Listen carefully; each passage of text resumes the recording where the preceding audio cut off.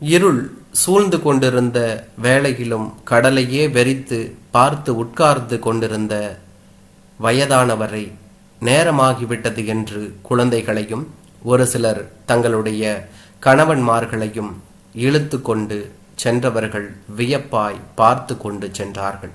ஒரு சிலர் பாவம் என்ற தோரணையில் கூட பார்த்து சென்றிருக்கலாம் என்றுதான் சொல்ல வேண்டும். மனித கூட்டங்கள் தன்னை அதிசயமாய் பார்த்து செல்வதையோ இல்லை பாவமாய் பார்த்து செல்வதையோ கண்டு கொள்ளும் மனோநிலையில் பெரியவர் இல்லை என்றுதான் சொல்ல வேண்டும். இப்பொழுது பெரியவர் இன்னும் வர காணோம் என்று பதட்டப்பட்டு தேடுவோர் யாரும் இல்லை. காணாமல் போய்விட்டார் என்று கதவை இழுத்து மூடிக்கொள்ள தயாராயிருக்கும் கூட்டத்தில்தான் போய்தான் சாதிக்க என்ன இருக்கிறது? இதை முன்னரே தெரிந்தே தன்னை விட்டு போய்விட்ட கமலாவை சபித்தார். உன் கூட 50 வருடம் குப்பை கொட்டியும் உன் குணம் தெரிந்து கொள்ளாமல் போய்விட்டதற்காக தன்னை சபித்து கொண்டார் என்று தான் சொல்ல வேண்டும். தனக்காக ஒரு உயிர் காத்திருப்பு என்பது, ஒரு மனிதனுக்கு பலம் என்பது அவள் தன்னை விட்டு போய்விட்ட 1 வருடத்திற்குள் புரிந்துவிட்ட ஆயாசம். பொங்கி வரும் கடல் அலைகள் ஆக்ரோசமாக வந்து கரையில் மோதி செல்வதை பார்ப்பதால் குறைவது போல தோன்றிக் கொண்டே இருக்கிறது. தான் மாதம் தவறாமல் பெற்று கொண்டிருக்கும் ஓய்வு தொகையும் ஒரு சில சொத்துக்கள் மட்டுமே தன்னிடமே உறவுகளுக்கு இன்னும் எதிர்பார்ப்பு இருக்கிறது என்றுதான் சொல்ல வேண்டும். எத்தனை முறை பார்த்து கொண்டிருந்தாலும் அழுக்காத இந்த அலைகளின் ஆக்ரோசத்தை தனக்கு முன்னால் எத்தனையோ கோடி ஆண்டுகளாக ஜீவராசிகள் பார்த்து கொண்டுதான் இருந்திருக்க வேண்டும். அத்தனை கோடி ஆண்டுகளில் தானும் கூட ஒருவனாய் முற்பிறவியில் பார்த்து ரசித்தோ பயந்தோ போயிருக்கக்கூடும். இல்லை, இதிலே விழுந்து மாய்த்து போயிருக்கவும் கூடும். ஏன் இப்பொழுது கூட இவைகளை பார்க்க பார்க்க மனம் இதனுள்ளே போய் பார்த்தால் என்ன என்றுதானே தோன்றி கொண்டிருக்கிறது என்றுதான் சொல்ல வேண்டும். நன்கு இருட்டிவிட்ட அந்த இருளில் சட்டென தீக்குச்சி உரசும் சப்தமும் ஒரு தீப ஒளி தோன்றி புள்ளியான கங்காக மாறுவதை பார்த்தும் எந்த அசைவும் இல்லாமல் கடல் அலைகளை பார்த்து கொண்டிருந்தார். இப்பொழுது அந்த தீ கங்கு அருகில் நெருங்கி வருவதை பார்த்து கொண்டு இருந்தாலும் எந்த அசைவையும் காட்டாமல் இருந்தார். யார் அது இந்த நேரத்தில்? கேள்வி கேட்டவனின் குரல் கடூரமாய் இல்லாவிட்டாலும் முதிர்த்து இருப்பதை உணர்ந்து இருந்தார். மீண்டும் அந்த குரல் அவரை உசுப்பியது. யார் இந்த நேரத்தில் என்று கேட்டான் என்றுதான் சொல்ல வேண்டும். பெரியவர் இப்பொழுது யார் வேணும் உனக்கு? கேள்வி திரும்பியதில் சற்று தடுமாறியவன் மீண்டும் ஒரு தீக்குச்சியை உரசி அந்த வெளிச்சத்தில் உற்று பார்த்தான். அந்த வெளிச்சத்திலேயே வந்தவனை இவரும் உற்று பார்க்க திடீரென்று வெடி சிரிப்பு அவனிடமிருந்து வெளிப்பட்டது என்றுதான் சொல்ல வேண்டும். என்ன பெருசு, வீட்டில் கண்டுக்க மாட்டேங்கிறாங்களா? அதான் கோச்சுக்குன்னு உட்கார்ந்துருக்கிறியா என்று கேட்டான் என்றுதான் சொல்ல வேண்டும்.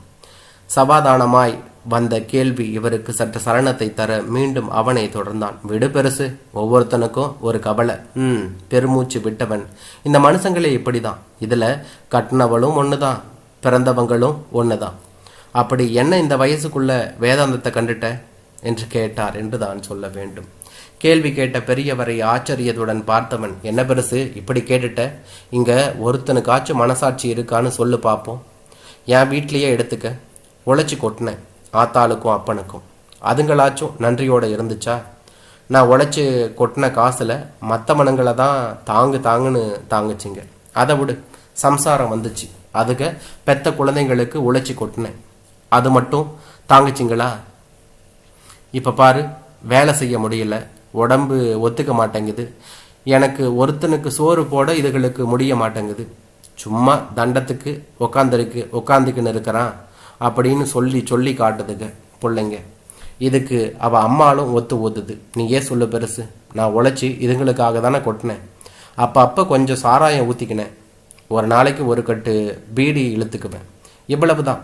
இதில் ஏதோ கொள்ளையே போனாப்புல சும்மா சொல்லி காட்டிக்கிட்டு இருக்காளுங்க. பெரியவரின் கவனம் கடல் அலைகளை மீறி இவன் எச்சில் தெறிக்க புலம்புவதை காது கொடுத்து கேட்க ஆரம்பித்தது. தன்னையும் மீறி சிரித்து விட்டார், அவ்வளவுதான். அவனிடமிருந்து பெரும் சீற்றமாய் கேள்விகள் வந்தன என்று தான் சொல்ல வேண்டும். என்னத்துக்கு சிரிக்கிற? என்னைய பார்த்தா எங்க வீட்டாளுகளுக்கு கேன பையனா தெரியறனா? உனக்கும் நான் அப்படிதான் தெரியறனா? இந்தா பாரு, இந்த ராக்கி தள்ளுவண்டி இழுத்தானா 3 டன் சாமான கூட இழுப்பான். இப்போ மூச்சு இழைக்குதேன்னு தான் வண்டி இழுக்க போறதில்லை என்று சொன்னான் என்று தான் சொல்ல வேண்டும். பெரியவர் அவனின் கோபத்துக்கெல்லாம் அசராமல் மீண்டும் சிரித்து, நான் 80ல் புலம்புறத நீ 50ல் புலம்புற, அவ்வளவுதான் சொல்லி மீண்டும் சிரித்தார். ஓ, உனக்கும் அதான் பிரச்சனையா? அதுதானே பார்த்தேன். பெருசு, இந்த உலகத்தில் நல்லதுக்கெல்லாம் காலம் இல்லை. வயசு இருந்துச்சுன்னா எங்கேயாவது ஓடி போய் பொழைச்சிக்கலாம்.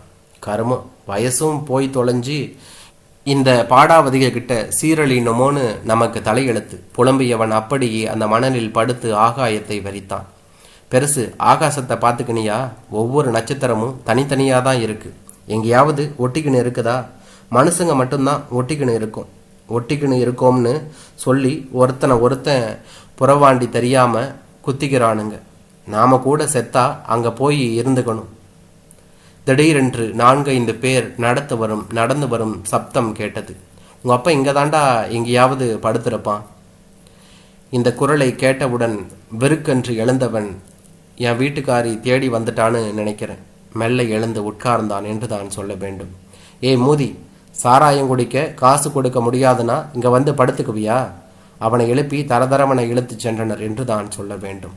பெரியவர் கடலை மீண்டும் பார்க்க கடல் அலைகள் தன்னுடைய வெண்மை நிறத்தை காண்பித்து சிரிப்பது போல தோன்றியது.